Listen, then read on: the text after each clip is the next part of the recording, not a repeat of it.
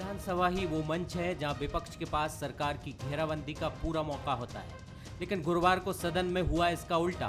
सदन की कार्यवाही की शुरुआत तो पक्ष और विपक्ष के बीच हंसी ठिठोली से हुई, लेकिन जैसे ही सदन में प्रश्नकाल शुरू हुआ, ये हंसी तकरार में बदल गई। सत्ता पक्ष और विपक्ष आमने सामने आ गए। नौबत यहां तक आ गई कि विपक्ष ने अवैध खनन के मुद्दे पर सदन से वॉकआउट कर दिया। इसी दौरान एक ऐसी घटना हुई जिसे लेकर सत्ता पक्ष अब विपक्ष पर हावी हो गया है। दरअसल जिस वक्त विपक्ष ने सदन से वॉकआउट किया, उस समय प्रश्नकाल में कांग्रेस विधायक कुणाल चौधरी के प्रश्न की बारी थी, लेकिन सत्ता पक्ष का कहना है कि वो वॉकआउट की वजह से अपना प्रश्न नहीं पूछ पाए। जब दोबारा सदन में आए तब उनके प्रश्न का समय निकल चुका था। इस पर कुणाल चौधरी ने आपत्ति उठाई और कहा कि वह सदन में मौजूद थे, उन्हें उनका सवाल पूछने का मौका मिलना चाहिए था। जब हमने शुरुआत में जो 5वें नंबर का सवाल था, उस समय सदन के अंदर हमने वॉकआउट करते हुए और स्पष्ट रूप से हमारे नाम से पहले वापस आए। सदन में एक प्रतीकात्मक रूप से वॉकआउट होता, उस वॉकआउट को करके ना तो कोई नाम पुकारा गया, ना बीच में किसी का नाम आया और सीधे स्किप करने का मामला। और स्पष्ट है कि जब आसंदी ने मुझे प्रश्न पूछने का अधिकार दिया, तो आसंदी से बड़े मंत्रियों को गुमान हो चुका है कि वो आसंदी से बड़े हो चुके हैं और आसंदी के निर्देश पे खड़े होने के बावजूद जिस प्रकार से रोकने की कोशिश करी, मुझे लगता है आसंदी के ऊपर मंत्रियों का आचरण कहीं ना कहीं एक अलोक व्यवहार का है। प्रश्न के लिए पुकारा गया आसंदी द्वारा, और जब वो स्वयं उपस्थित नहीं थे तो 2 क्वेश्चन आगे सूबेदार जी का प्रश्न आ गया और उस पर आकर कुणाल चौधरी जी ने आपत्ति दर्ज की। मेरा ये मानना है कि सदन नियम और कायदे से चलता है, और कुणाल चौधरी जी से जब अध्यक्ष जी ने पूछा तो उन्होंने कहा कि मैंने सदन का बहिर्गमन नहीं किया, मैं यहीं खड़ा था। बीजेपी ने कांग्रेस विधायक कुणाल चौधरी पर सदन को गुमराह करने और झूठ बोलने के आरोप लगाते हुए विशेष अधिकार हनन का नोटिस देने की बात कही है। जिस लोकतंत्र के मंदिर में जीत के आते हैं, उस लोकतंत्र के मंदिर में झूठ बोलना, ये वास्तव में विशेषाधिकार हनन की श्रेणी में आता है। ये घोर आपत्तिजनक है। और उनका सपोर्ट कौन करते हैं? उनके रिश्तेदार जीतू पटवारी उनका सपोर्ट करते हैं कि नहीं साहब, बाकी लोग तो सदन के बाहर थे। लेकिन कुणाल चौधरी का प्रश्न था, 8 नंबर के से कुणाल चौधरी विधायक साहब सदन के अंदर थे। मैंने कहा बिल्कुल मैं उत्तर देने को तैयार हूँ। अध्यक्ष की व्यवस्था हमारे लिए भगवान स्वरूप है। फुटेज निकालने पे निर्णय करिए कि सदन को आपने असत्य क्यों बोला, झूठ क्यों बोला। विवाद अब सदन की वीडियो रिकॉर्डिंग देखने तक पहुंच गया है। सत्ता पक्ष मांग कर रहा है कि वॉकआउट के समय की वीडियो रिकॉर्डिंग से दूध का दूध और पानी का पानी हो जाएगा। उधर कांग्रेस का कहना है कि किसानों के मुद्दे पर विपक्ष की आवाज दबाने की कोशिश हो रही है। ये मामला आगे कहां तक जाएगा, विपक्ष और सत्ता पक्ष के आरोपों में कितना दम है, ये कहना मुश्किल है। लेकिन सदन में आम लोगों के मुद्दों पर तार्किक बहस की जगह अब दोनों तरफ से नोक-झोंक और टकराव के आसार बन रहे हैं। आसार ये भी है कि सदन कहीं हंगामे की भेंट न चढ़ जाए। Bureau report, Bansal news. नमस्कार, मैं हूं शरद द्विवेदी और हमारा आज का मुद्दा है सदन में गुमराह, कोर्ट्स में। सदन एक ऐसा मंच है जो पक्ष और विपक्ष दोनों के लिए बहुत महत्वपूर्ण है, लेकिन हम देख रहे हैं कि बीते कुछ वर्षों में, चाहे संसद हो, लोकसभा और राज्यसभा हो या विधानसभाएं हो, बात सिर्फ किसी एक राज्य की नहीं है। दिल्ली में लोकसभा और राज्यसभा में जो परिस्थितियां बनती हैं सदन में, और राज्यों में विधानसभाओं में जो परिस्थितियां बनती हैं, वो चौंकाती हैं।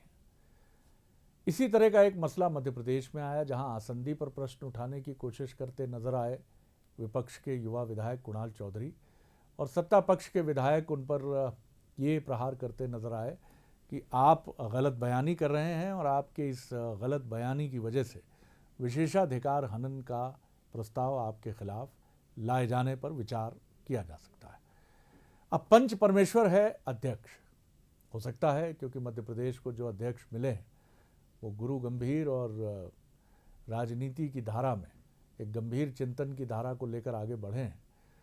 हो सकता है कि वो बुलाकर बात करें एक दिन बाद और दूध का दूध और पानी का पानी हो जाए, और होना भी यही चाहिए। और इसमें सदन के नेता यानी मुख्यमंत्री शिवराज सिंह चौहान और विधानसभा अध्यक्ष, संसदीय कार्य मंत्री नेता प्रतिपक्ष और सचेतक जो भी हैं विपक्ष के, इन सब की एक बड़ी समन्वित भूमिका होती है कि सदन में जब भी ऐसे विषय उठते हैं, क्योंकि आप जब सदन की रीति नीति पर ही प्रश्न उठाते हैं तो आप जाने अनजाने में लोकतंत्र पर भी सवाल खड़ा कर देते हैं।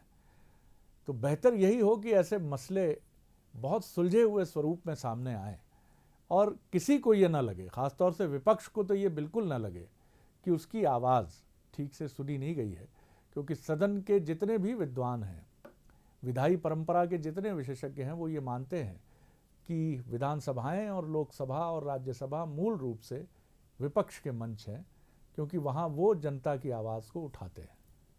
सत्ताधारी दल इसको हमेशा इंडोर्स करता रहा है और मध्य प्रदेश विधानसभा भी इसका अपवाद नहीं है। आज इसी पर हम बात करेंगे। जो मेहमान हमारे साथ हैं उनसे मुलाकात कर लीजिए। मेरे साथ दो सीनियर लीडर्स हैं कांग्रेस और बीजेपी के। सबसे पहले मुलाकात करिए लाखन सिंह यादव जी से, जो विधायक तो हैं ही वरिष्ठ और पूर्व कैबिनेट मंत्री हैं। हरिशंकर खटीक साहब हैं जो बीजेपी के सीनियर लीडर हैं और पूर्व मंत्री हैं, और दोनों ही धीर गंभीर भी हैं, विनोदी भी हैं और राजनीति की धारा में अड़ने की परंपरा से अलग हैं। मैं इन लोगों को कोई इनकी प्रशस्ति वाचन करके इनको तैयार नहीं कर रहा हूँ, ये वास्तव में ऐसे हैं। और जो अच्छी बात है वो अच्छी बात आप तक भी पहुँचनी चाहिए, जिससे आप भी अपने नेताओं के बारे में एक बहुत अच्छी राय बननी ही चाहिए और वो बनाएं आप। देव श्रीमाली जी हैं मेरे साथ, हमारे साथ वरिष्ठ पत्रकार हैं, राजनीतिक विश्लेषक हैं। पत्रकारिता में अड़ने की परंपरा के प्रतिनिधि वो भी नहीं रहे हैं, लेकिन खुलकर बोलने के लिए पहचाने जाते हैं, उनका भी मैं स्वागत करता हूं। सबसे पहले आज मैं इस परंपरा की शुरुआत करूंगा खटीक साहब से कि वो किस तरह से देखते हैं इस पूरे मसले को और इसके समाधान और पटाक्षेप के लिए भी वो क्या पहल अपेक्षित अनुभव करते हैं। जी, सबसे पहले तो हम आपको शरद जी बहुत बहुत धन्यवाद देते हैं कि आपने एक गंभीर मुद्दा आज इस चैनल के माध्यम से हम लोगों के बीच में दिया। हमारे मध्य प्रदेश के विधानसभा के अध्यक्ष बहुत योग्य हैं और वास्तव में बहुत गंभीर भी हैं। वो हमेशा हर मुद्दे पे वो चर्चा भी कराते हैं, बहस भी कराते हैं, पक्ष हो चाहे विपक्ष हो, वो हमेशा सबको साथ लेके चलते हैं और निष्पक्ष कार्रवाई कराने में वो विश्वास रखते हैं। वो हमेशा निष्पक्ष हैं और वो इस मुद्दे पे भी जाते हैं। आज विधानसभा की प्रश्नोत्तरी का वो चल रहा था, तारांकित प्रश्नों के बहस के उस पर चल रहा था। इतने में कांग्रेस के लोग उग्र हो गए। उग्र होने के बाद वो विधानसभा अध्यक्ष के माने विधानसभा के उससे जहां हम लोगों का कार्य बैठने का रहता है उससे बाहर निकले। और बाहर निकलने के बाद जब तक उनका क्वेश्चन का वो निकल चुका था, माननीय अध्यक्ष जी ने नाम भी उनका पुकारा, कुणाल चौधरी जी का, लेकिन उस समय उपस्थित नहीं थे। बाद में वो आए और बाद में आके बोले कि मेरा प्रश्न लगा था और मेरा नाम फिर से लिया जाए। तो ऐसा जबरदस्ती नहीं होता। एक दो प्रश्न आगे निकल चुके थे और निकलने के बाद कोई अगर ऐसी घटना वापस कोई नहीं आता। जब एक प्रश्न और दो प्रश्न तक आगे कोई गाड़ी आगे बढ़ जाती है तो फिर उसके बाद वो नहीं होता। तो हमारे अध्यक्ष जी बिल्कुल एक जो नियम और प्रक्रिया उसके माध्यम से हमारी विधानसभा संचालित कर रहे हैं। और वास्तव में वो ऐसा लग रहा है जैसे उन्होंने वर्षों से इस काम में एक निपुण रहे हों, वर्षों से उन्होंने ये काम किया हो। ऐसा लगता ही नहीं कि वो अभी नए नए हमारे विधानसभा अध्यक्ष हैं। वो वास्तव में हैं, सीनियर हैं और बहुत अच्छे हैं और सबको एक संचालित, चाहे वो पक्ष हो चाहे विपक्ष, सबको साथ में लेकर के चलते हैं। जी लाखन जी।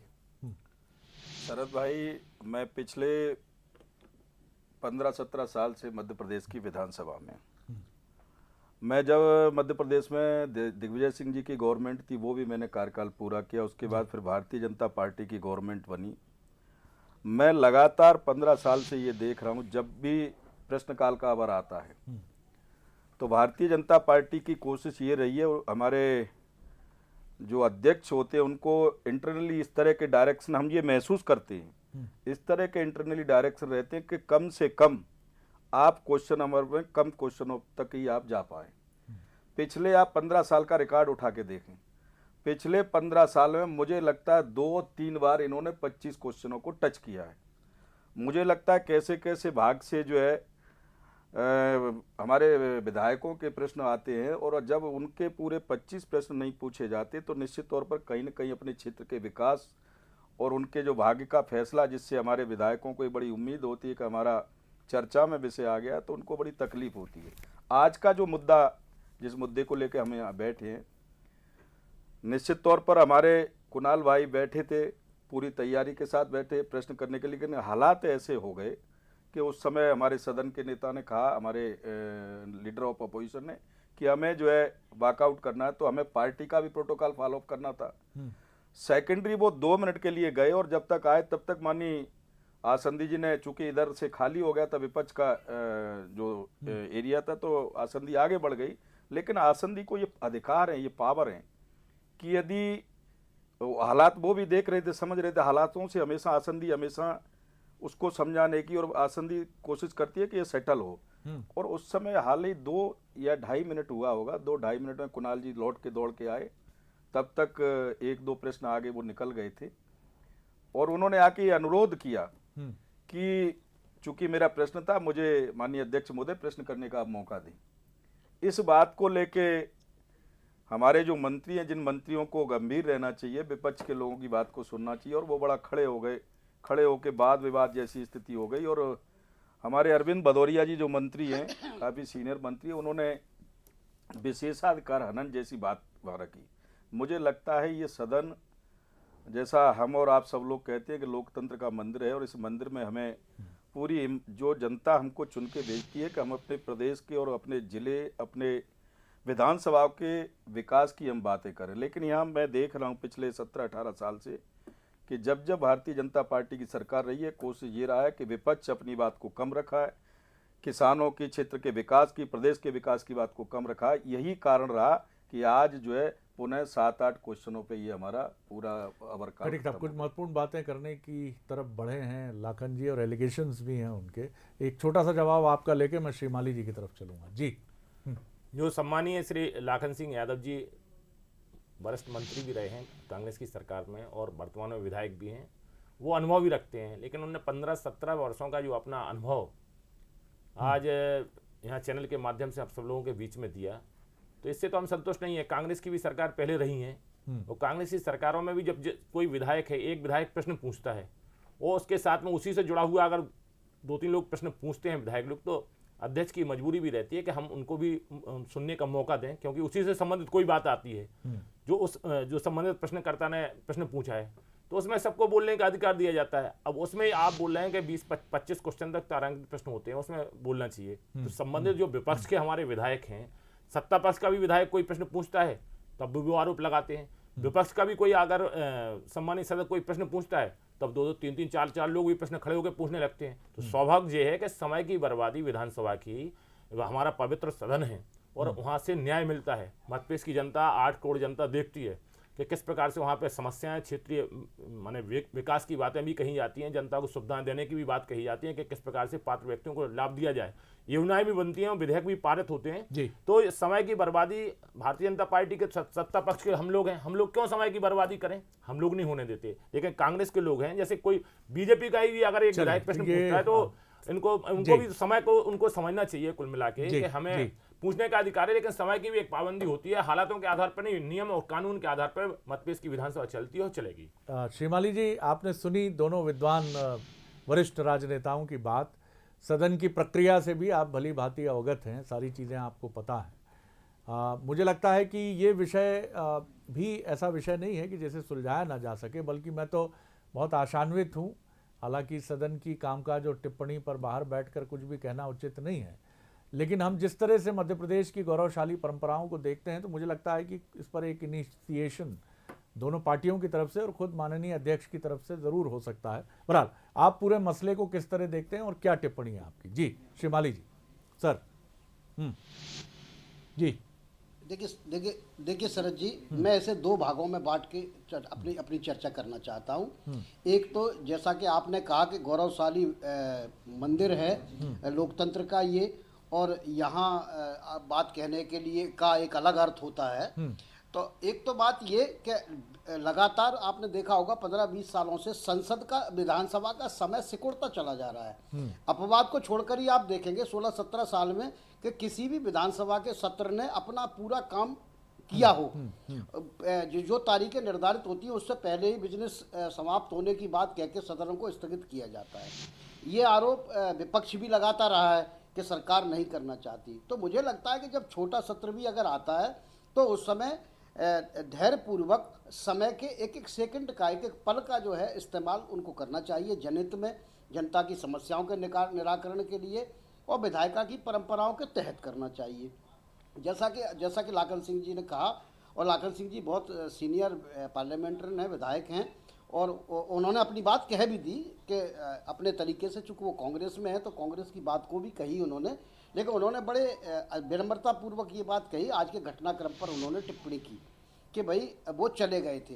अब मैं इसको थोड़ा सा आगे बढ़ाता हूँ। मैं ये कहता हूँ कि क्या जो विपक्ष है या सत्ता पक्ष है, इसके पहले इनके संसदीय दल की बैठक नहीं होती क्या, विधायक दल की? और अगर बैठक होती है तो फिर ये क्लेश कैसे हो जाता है? भाई वहाँ पहले तय होना चाहिए कि जब प्रश्नकाल चलेगा तो हम लोग प्रश्नकाल को बहिष्कार नहीं करेंगे, क्योंकि विधायकों के लिए बड़ी मेहनत से सवाल इकट्ठे करते हैं। जैसे लाखन सिंह जी ने भी कहा, खटीक साहब ने भी कहा, हम लोग भी मानते हैं कि उससे तमाम सारी समस्याएं सदन में उजागर होती हैं। लेकिन यहाँ 2-3 बिंदु और भी हैं श्रीमाली जी, तमाम बातें होती हैं। तो जब विधायक जी, एक बिंदु तो ये भी है कि क्या अब बड़ा ये बहुत तो सरल, मैं बहुत सरलता से आसंदी पर सवाल उठाने की तरफ भी ये परंपरा भी उचित नहीं है। आप इत्तेफाक रखेंगे इससे? जी, मैं इसी पे जी, मैं इसी पे आ रहा था कि देखिए, अब बातें होती रहती हैं, सीधे सीधे किसी पर आरोप लगा देना बात अलग है। पहली बात ये है कि विधायक जी बहिर्गमन करके गए थे कि नहीं गए थे, कितने मिनट के लिए गए थे, ये बात मायने नहीं रखती। और फिर लौट के आके कोई भी आदमी आग्रह करता है, ना कि आरोप लगाता है। उन्हें अपनी बात को आग्रह करना चाहिए था, और अगर कार्रवाई आगे बढ़ गई है तो उन्हें पीछे जाके एक स्लिप लिख के भी आग्रह करना चाहिए था कि मेरा क्वेश्चन निकल गया है और मैं ये। लेकिन अगर आप आसंदी पर ही निशाना साध देते तो निश्चित तौर पर सत्ता पक्ष उनके बचाव में आता है। और फिर वही बात होती है कि सदन जो है, जिस उम्मीद से बुलाया गया है, जनता जिस उम्मीद से उसकी तरफ देख रही है, जिस गरिमा के साथ उसको चल के जनता की समस्याओं का निराकरण करना चाहिए, वो कहाँ से हो पाएगा? एक हंगामा करेगा, दूसरा हंगामा करेगा, संसद चली जाएगी, फिर आप कहोगे कि सदन पूरे समय नहीं चला। तो मैंने वही कहा कि आपको एक एक पल का इस्तेमाल करना चाहिए और गरिमा के तहत करना चाहिए। विधानसभा अध्यक्ष जी का पहला ही सत्र है अभी, वो सीनियर विधायक हैं, वर्षों से विधायिका की कार्रवाई को देख भी रहे हैं, अपनी पार्टी की तरफ से संचालित भी कर रहे हैं। मुझे लगता है कि इसका समाधान आसानी से ढूंढ लिया जाएगा, क्योंकि पहले सत्र में ही वो कोई ऐसी कड़वाहट नहीं रखेंगे। बिल्कुल आपने ठीक कहा, और ये बिल्कुल सही बात है कि सदन की 1 मिनट की कार्रवाई पर करीब करीब 70,000 या उससे भी अधिक की राशि खर्च होती है। यानी हम अंदाज़ा लगा सकते हैं कि जहाँ 1 मिनट में 70,000 या 75,000 रुपये खर्च होते हैं, वहाँ पूरे दिन की कार्रवाई का खर्च लाखों रुपए में होता है। और ये जिम्मेदारी उन 230 विधायकों की है, ये पक्ष विपक्ष की नहीं है। और जो बात श्रीमाली जी ने कही, एक ये भी बात उठती है कि विधायकों पर अब अपने क्षेत्र में रहने का इतना दबाव है कि चाहे वो सत्तारूढ़ दल का विधायक हो या विपक्ष का भी विधायक हो, वो चाहता है कि अधिकतम समय वो अपने क्षेत्र में रहे। और इसका दबाव सिकुड़ती हुई विधानसभा की कार्रवाई में, मैं नहीं कहता ये पूरा सच होगा, लेकिन ये बातें हम एक चौथे स्तंभ के नाते हम सुनते रहे हैं। क्योंकि कहा यही जाता है कि मुंडन संस्कार से लेकर, जन्म से लेकर मृत्यु तक जितने संस्कार हैं, जनप्रतिनिधि अगर उसमें शामिल नहीं होता अपने क्षेत्र में, तो ये उसके लिए किसी वज्रपात जैसी घटना हो जाती है। और क्षेत्र में लोग इतने नाराज़ हो जाते हैं कि बहुत सुनना पड़ता है उसके लिए। लाखन जी, सबसे महत्वपूर्ण बात यही है कि समन्वय कैसा है। आप 15-17 वर्षों के संसदीय ज्ञान रखने वाले एक वरिष्ठ विधायक हैं और पूर्व मंत्री भी हैं। मैं खटीक साहब की भी बात करूं तो उनको भी मैंने देखा है कि वो भी कोई अब नए नवेले विधायक नहीं हैं, मंत्री भी रह चुके हैं और एकाधिक बार के विधायक भी हैं वो। किस तरह आप दोनों देखते हैं? पहले मैं लाखन जी आपकी रिएक्शन लूँगा कि किस तरह का समन्वय हो। सारी कमिटीज़ बनी हुई हैं, लेकिन ये आरोप जिस तरह से सामने आते हैं तो वो हमारा विश्वास और सदन की कार्रवाई भी बाधित होती है। जी, समाधान क्या हो? शरद भाई, अभी श्रीमाली जी ने जो बात रखी कि पिछले 15-17 साल का रिकॉर्ड हम उठा के देखें तो विधानसभा का जो सेशन चलता था उसमें कहीं न कहीं हरासमेंट कमी आई है। जब मैं पहली बार 98 में चुन के आया था मध्य प्रदेश की विधानसभा में, उस समय दिग्विजय सिंह साहब की यहाँ सरकार थी। उस समय 1.5 पौने 2 महीने तक हाउस चलता था। और आज श्रीमाली जी की बात से पूरी तरह सहमत हूँ। आज हम जैसे अभी हमारा जो है 26 तारीख तक का विधानसभा का सत्र रखा है, लेकिन मुझे ऐसा लग रहा है कि 16-17 में ही खत्म कर दिया जाएगा। ये पहली बार शिवराज सिंह जी की सरकार में आज तक मुझे नहीं लगता एक सिंगल बार भी सत्र का पूरा कार्यकाल किया हो। ये बात भी आपका एक आपने जो बिंदु रखा कि भाई विधायकों को अपने क्षेत्र में भी रहना जरूरी रहता है। आजकल लोगों की बड़ी भारी इच्छा होती है कि मेरे छोटे छोटे कार्यक्रमों में विधायक की शिरकत हो। निश्चित तौर पर वो भी एक अपने आप में महत्वपूर्ण है, लेकिन जिस जनता ने चुनको मध्य प्रदेश में हमें भेजा है अपने क्षेत्र के विकास के लिए, तो उनकी ये भी जिम्मेदारी बनती है कि उस जिम्मेदारी को अपन विधानसभा के पटल पर जाके उठाएं और हमारे क्षेत्र प्रदेश के विकास के लिए हम यहाँ लड़ाई लड़ें। विपक्ष के लोगों का इसमें ज़्यादा मुझे लगता है भूमिका रहती है, लेकिन बहरहाल ऐसा सब हो नहीं पा रहा है। मैं ऐसा मान के चलता हूँ कि इस पर चाहे सत्ता हो चाहे विपक्ष हो, दोनों के मिलकर इस पर चर्चा करना चाहिए और मुझे लगता है कि कार्रवाई को फुल टाइम चलाना चाहिए, जिससे हमारे प्रदेश का तमाम सारे मुद्दे हैं जो चर्चा में आते हैं, जिन पर कार्रवाई होती है, तमाम सारी चीज़ें, जिससे प्रदेश के विकास में कहीं न कहीं सरकार और विधायकों की भागीदारी हो पाए। बिल्कुल, और मुझे लगता है कि माफ़ कीजिएगा, शायद मैं सुझाव की तरफ कूद रहा हूँ, लेकिन सुझाव का भी स्वागत होना ही चाहिए कि कुछ नवाचारी प्रयोग भी होने चाहिए विधानसभा के, क्योंकि विधानसभा इस आधुनिक युग में ऑनलाइन हो रही है, हो चुकी है, और कई बार ये जितने नवाचारी इस तरह के प्रयोग होंगे कि लाखन जी अपने गांव में, अपने क्षेत्र में, अपने घर में बैठकर भी विधानसभा की कार्रवाई में शिरकत करेंगे, और इस तरह के सत्र इस तरह से भी आयोजित हो सकते हैं कि रात में 3 घंटे का 2 घंटे का वो सत्र आयोजित हुआ और ऑनलाइन सत्र हुआ, और उसमें वो प्रश्न भी रखे गए, जनता की आवाज़ भी गूंजी और चर्चा भी हुई। ठीक है, आपको आमने सामने बहस करने का और आमने सामने प्रतिद्वंदिता का मंच शायद उतना नहीं मिलेगा, लेकिन ऐसे प्रयोगों की तरफ भी बढ़ना होगा। जैसे मुझे याद आता है कि मध्य प्रदेश विधानसभा ऐसे कई प्रयोगों की साक्षी रही है, और आपकी सरकार के समय दिग्विजय सिंह जी की पहल पर शुरू हुआ था चीफ मिनिस्टर आर, मुख्यमंत्री प्रहर, जैसा ब्रिटेन में है प्राइम मिनिस्टर आर जिसको हम कहते हैं, कि इसमें सारे विधायक पक्ष विपक्ष के ब्रिटेन में प्रधानमंत्री से और मध्य प्रदेश विधानसभा में तत्कालीन जो मुख्यमंत्री थे उनसे प्रश्न पूछ सकते थे। तो ऐसे प्रयोगों की श्रृंखला होनी चाहिए, और ये निरंतर बढ़ेंगे तो ये हमारे लोकतंत्र को मजबूत करेंगे। खटीक साहब, आपकी राय? जैसे हमारे सम्मानीय सदस्य जी ने बताया कि 26 मार्च तक विधानसभा का सत्र आयोजित किया गया है। हम सब लोग जानते हैं और हम चाहते भी हैं कि 26 मार्च तक हमारा सदन चले जी, लेकिन चले एक नियम प्रक्रिया के माध्यम से जो हमारे विधानसभा के अध्यक्ष चला रहे हैं, उन्हीं के ऊपर अगर कोई आरोप लगाने लगे तो इस चीज़ का कष्ट होता है। ठीक है, वो विधानसभा अध्यक्ष हैं, वो खुद बोलते हैं, वो हमारे लिए भी उतने ही हैं और विपक्ष के लोगों के लिए भी बराबर हैं। वो पक्ष और विपक्ष दोनों को लेकर के चलते हैं। अब उसमें जैसे प्रश्न पूछने की बात आई थी, तो प्रश्न पूछने के लिए उस समय विधानसभा के अंदर हम भी थे। उस समय ये बात आई कि अच्छा आप ये बताइए कि आपने बहिर्गमन किया या नहीं किया, तो उसके लिए वो रह गए, तो ये नहीं बोल पाए कि हमने बहिर्गमन किया।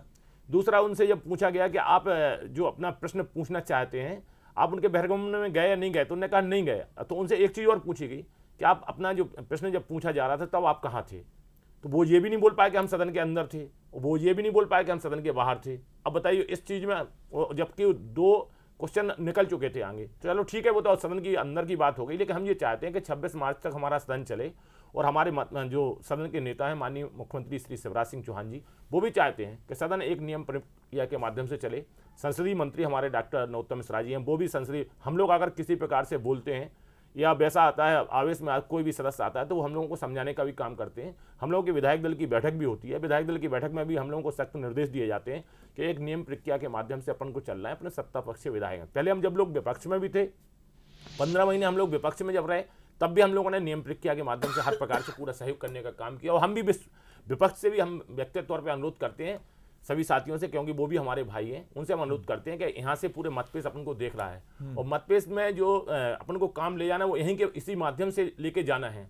प्रदेश में जो भी योजनाएं बनेंगी वो यहाँ से विधेयक पारित होकर के ही बन के जाएंगी। जो बजट सैंक्शन होगा उसके माध्यम से किस विभाग को कितना बजट दिया गया, बहुत गंभीर समय चल रहा है कि एक एक चीज़ जो जितने बिंदु हैं उन बिंदुओं पर हमें ध्यान केंद्रित करना चाहिए कि किस विभाग के लिए कितना बजट आवंटित किया गया। उसमें जो आपके सुझाव हैं, अगर आप अच्छे सुझाव देते हैं तो उनका हम स्वागत भी करेंगे, हमारे मुख्यमंत्री जी भी स्वागत करेंगे, हम लोग भी स्वागत करेंगे, लेकिन जो नियम प्रक्रिया के माध्यम से ही सदन चलेगी। शिमाली जी, कम वक्त है लेकिन एक क्विक रिएक्शन आपका मैं ज़रूर चाहूँगा। पंच परमेश्वर की कहानी मुझे अक्सर याद आती है। और उसकी सबसे बड़ी सफलता ये है कि उसमें आंसू तीनों किरदारों की आंखों में है, जो फैसला कर रहे हैं उनकी आंखों में भी, और जो फैसला सुन रहे हैं यानी पक्ष और विपक्ष उनकी आंखों में भी। ऐसे लोकतंत्र की कल्पना मैं नहीं कहता कि आज नहीं कर सकते। अभी प्रधानमंत्री नरेंद्र मोदी की आंखों में आंसू थे जब विपक्ष के एक राज्यसभा के अहम सदस्य विदा हो रहे थे।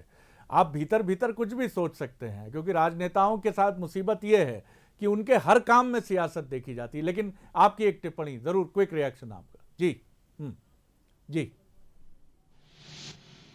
नहीं, सबसे पहले तो शरद जी मैं आपको इस बात के लिए धन्यवाद और बधाई देना चाहूँगा कि आपने दोनों जो महानुभाव बुलाए उन्होंने उसी गरिमा के अनुसार जवाब दिए जिसकी अपेक्षा आपको थी और जिसकी अपेक्षा जनता को, आपके दर्शकों को रही होगी।